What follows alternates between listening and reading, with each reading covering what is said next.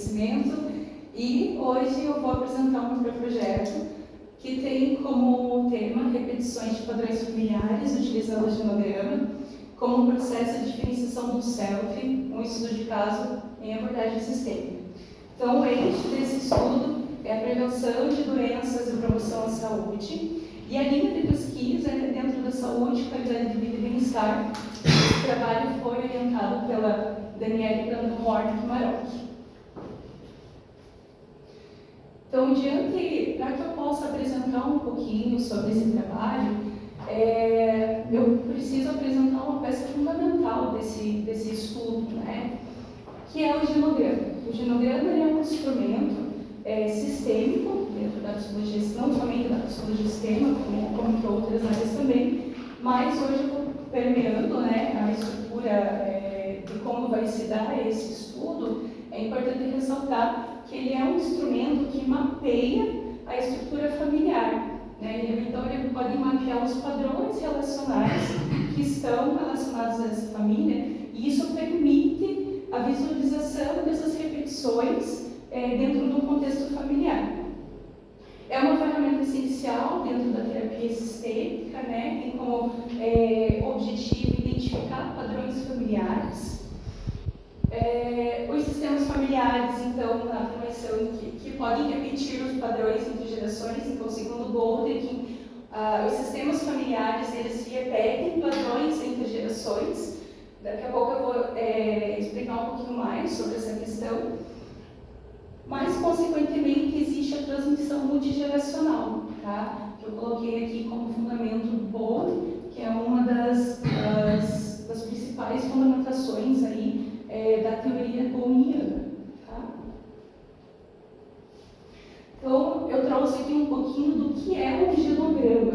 Por quê? Porque muitas vezes existem genogramas de várias formas, né, que pode se dar.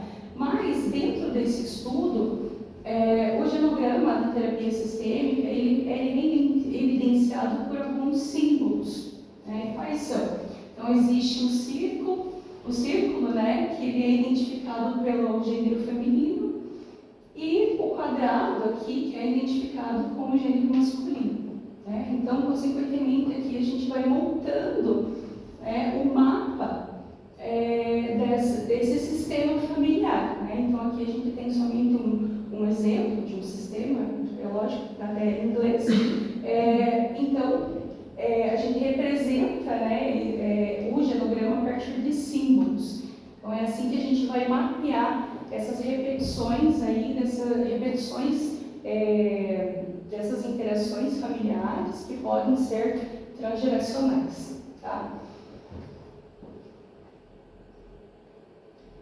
Então, para dar seguimento à relevância e à justificativa desse estudo, a relevância do genograma, então, em atendimentos de psicoterapia sistêmica individual, a partir daquilo que eu já trouxe, é um instrumento fundamental dentro da psicologia sistêmica, justamente para mapear todo esse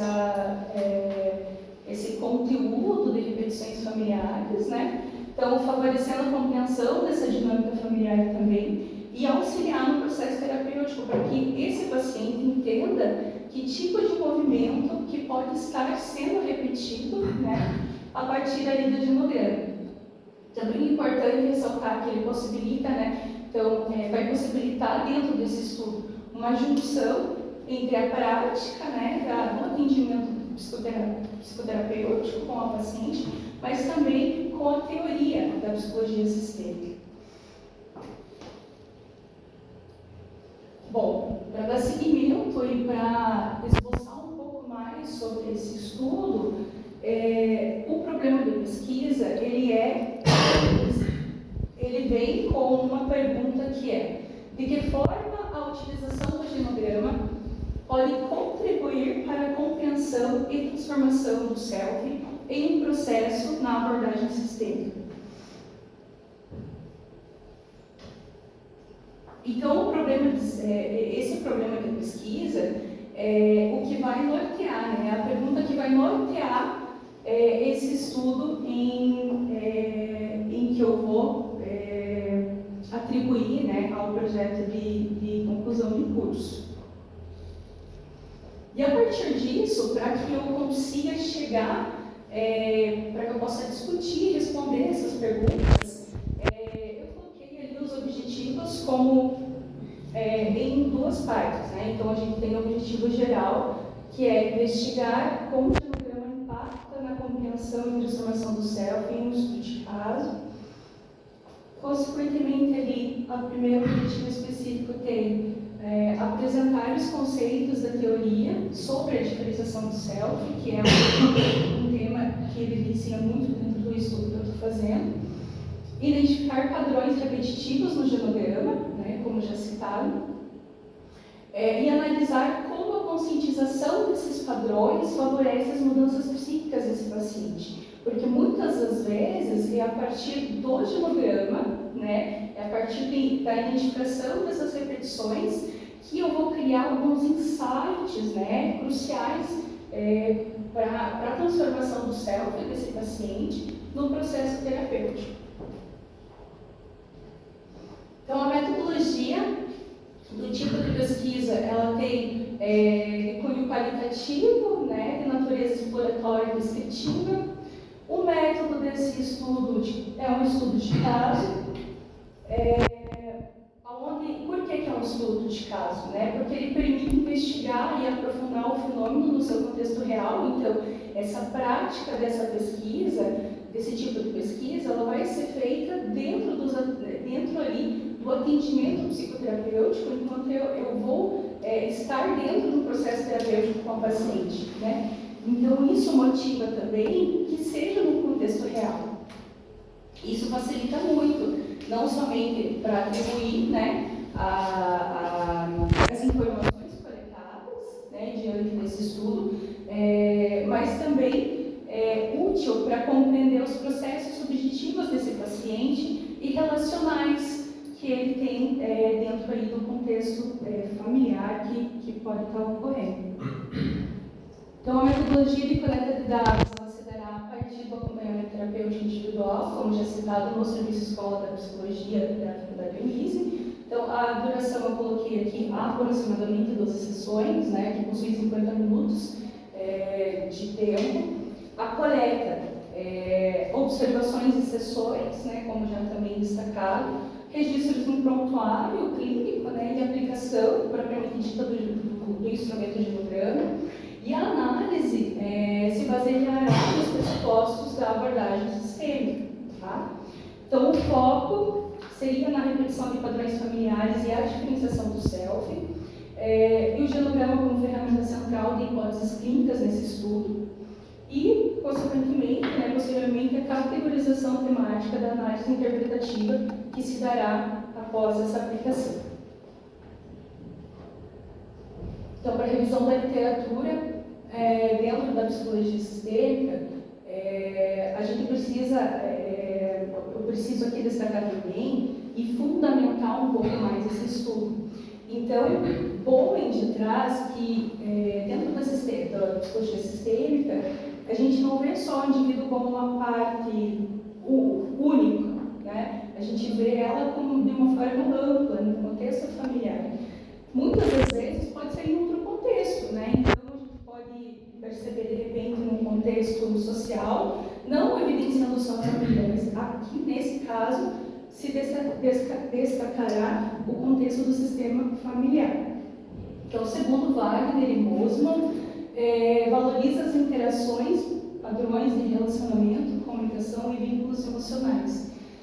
Então, a terapia sistêmica, ela tem essa possibilidade, né, a partir dali, segundo Wagner e Mosman, de a gente valorizar essas interações de padrões relacionais, em que a gente vai destacar nesse estudo, e ela tem a possibilidade também de avaliar a comunicação e os vínculos emocionais desse paciente.